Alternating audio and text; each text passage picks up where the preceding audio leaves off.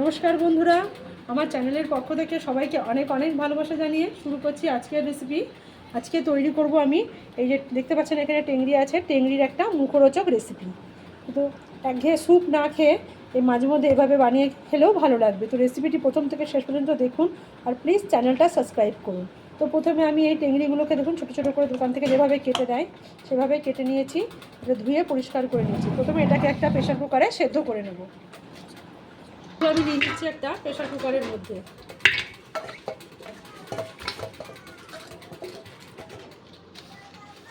দিয়ে দিচ্ছি এর মধ্যে পরিমাণ মতন লবণ,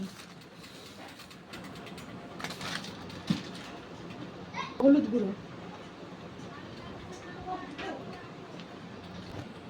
দিয়ে দিচ্ছি আন্দাজ মতো জল, আর দেবো না। এই জলটা দিয়ে এবার এটাকে আমি প্রেশারে 7 থেকে 8টা সিটি দিয়ে নেব। প্রেশারের ক্ষমতা অনুযায়ী সিটি দেবেন, আপনাদের প্রেশারে যে ক্ষমতা সেই অনুযায়ী সিটি দেবেন। এটা বন্ধ করে এবার আমি একটা সিটি দিয়ে নেব। সিটি দেব, এটা আমি 6টা সিটি দিয়ে নিয়েছি। এবার আমি এটাকে খুলছি, প্রেশারটা কিছুক্ষণ দমে রাখার পরে খুলে নিচ্ছি। দেখুন টেংরিগুলো কিন্তু আমার সিদ্ধ করে নেওয়া হয়ে গেছে। এবার এগুলোকে জুসটা আর টেংরিটা আমি আলাদা করে নেব। দেখুন সেদ্ধ করার পরে টেংরিটা আলাদা করে নিয়েছি আর এখানে স্টকটাও আমি আলাদা করে নিয়েছি। এবার বাকি রান্নাটা করব। এবার বাকি রান্নাটা করার জন্য গ্যাসের কড়াইতে আমি তেল দিয়ে দিয়েছি, সর্ষের তেল। তাতে দিয়ে দিচ্ছি তেজপাতা, 3 টুকরো তেজপাতা, আর দিয়ে দিচ্ছি একটু কুচনো পেঁয়াজ।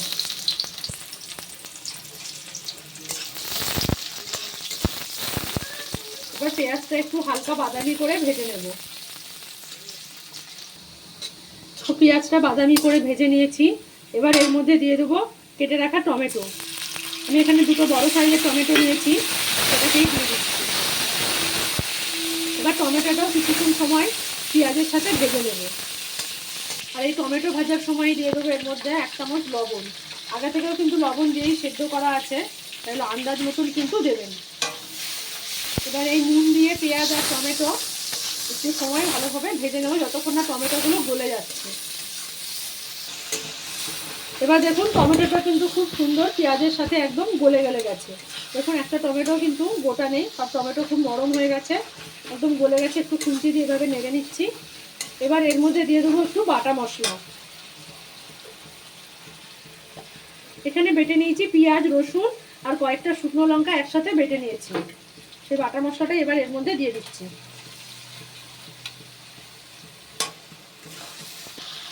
এবার মিক্সির বাটিটা ধুয়ে একটু জল দিয়ে দিচ্ছি। এবার এর মধ্যে অ্যাড করব কিছু গুঁড়ো মশলা। প্রথমে দিয়ে দিচ্ছি শুকনো লঙ্কার গুঁড়ো, এখানে ধনের গুঁড়ো 1 চামচ দিয়ে দিলাম, ধনের গুঁড়ো। আর দিয়ে দেবো এখানে জিরের গুঁড়ো।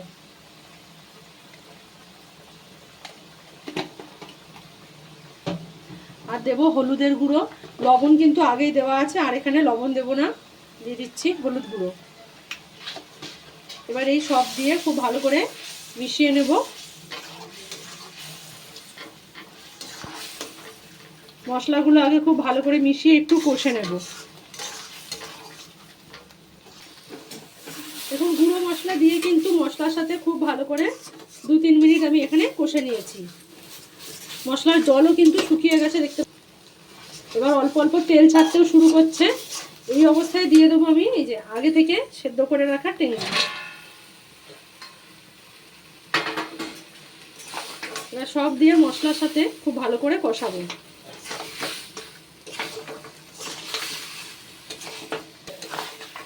দেখুন এইভাবে এটা কিন্তু মশলার সাথে খুব ভালো করে কষে নিতে হবে, যতক্ষণ না মশলার জল শুকিয়ে আসছে পুরো। দেখুন সব দিয়ে খুব ভালো করে কষে নিচ্ছি। এবার এর মধ্যে আমি দিয়ে দেবো, দেখুন এটা আপনাদের সাথে দেখানো হয়নি, এটা হচ্ছে খাসির চর্বি। সেটা ধুয়ে নুন হলুদ মাখিয়ে রাখা আছে, সেটাই এবার এর মধ্যে দিয়ে দিচ্ছি। টেংরিটা 5 মিনিট 5 কষে নেওয়ার পরে চর্বিটা দিয়ে আবারও 2-3 মিনিট কষে নেব। এবার এটাকে খুব ভালোভাবে মিশিয়ে দেবো মশলার সাথে। টেংরি আর চর্বি কিন্তু খুব ভালোভাবে কষা হয়ে যাবে।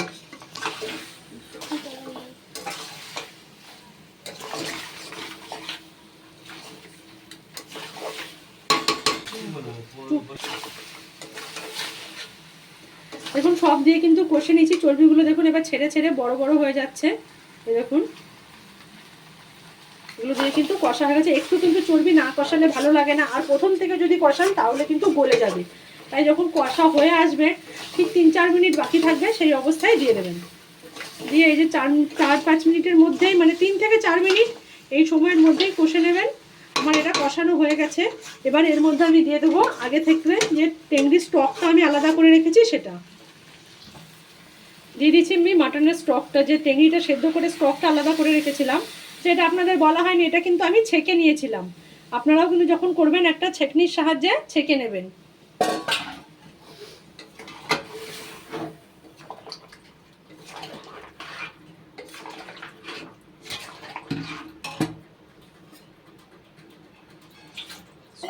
স্টকটা দিয়ে খুব নাড়াচাড়া করে ভালোভাবে মিশিয়ে দেবো।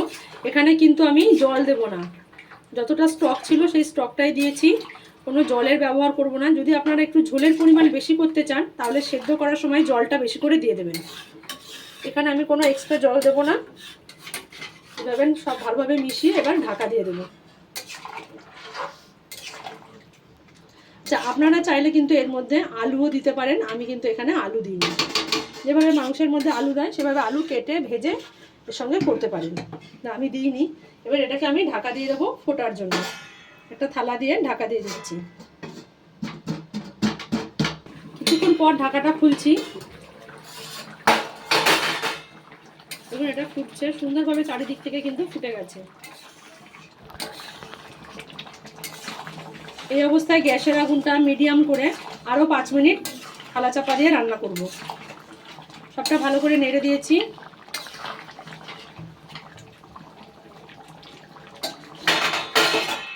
ঢাকা দিয়ে গ্যাসের আগুনটা আমি মিডিয়াম করে 5 মিনিট আরও রান্না করে নেব।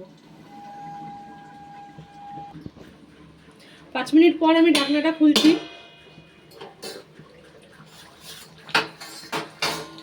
দেখুন এটা কত সুন্দর হয়ে গেছে, আর রংটাও কিন্তু খুব সুন্দর হয়েছে। এবার এর মধ্যে দিয়ে দেবো আমি একটু সামান্য গরম মশলার গুঁড়ো দিয়ে দিচ্ছি, অল্প গরম মশলার গুঁড়ো। এটা আমার বাড়িতে ঘরে তৈরি করা গরম মশলার গুঁড়ো। চান তাহলে আমাকে কমেন্ট করে বলবেন, আমি রেসিপিটা দিয়ে দেবো। এই গরম মশলার গুঁড়ো দিয়ে, এখানে আপনারা সাই গরম মশলার গুঁড়োও দিতে পারেন। সব দিয়ে গ্যাসের আগুনটা বন্ধ করে আমি ঢাকা দিয়ে দিচ্ছি। কিছুক্ষণ পর এটাকে খুলে পরিবেশন করব। তৈরি হয়ে গেছে আমার ভিন্ন স্বাদের টেংরির ঝোল। তো আপনারা বারবার স্যুপ না খেয়ে একবার এইভাবে টেংরির রেসিপি তৈরি করুন। আর রেসিপিটি ভালো লাগলে কমেন্ট করে জানাবেন। আর চ্যানেলটা সাবস্ক্রাইব করে লাইক শেয়ার কমেন্ট করে পাশে থাকুন।